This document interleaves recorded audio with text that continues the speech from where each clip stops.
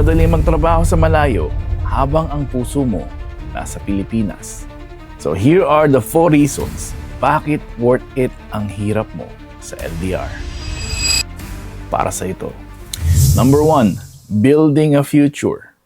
You're not just earning money, you're building a foundation.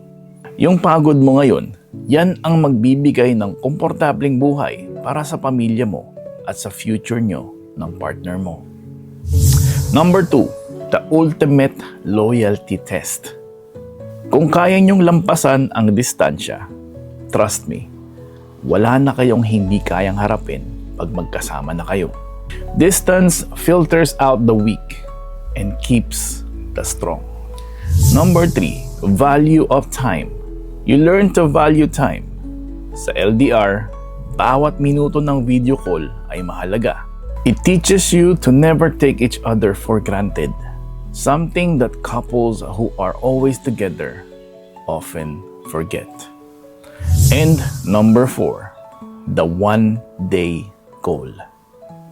Yung pangarap mo na balang araw, hindi nyo na kailangan mag-countdown sa screen dahil magkatabi na kayo habang buhay.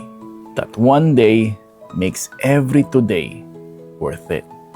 Kaya huwag kang mapapagod mag-antay at mag-effort dahil ang distansya ay pansamantala lang, pero ang pag-ibig na tapat, panghabang buhay.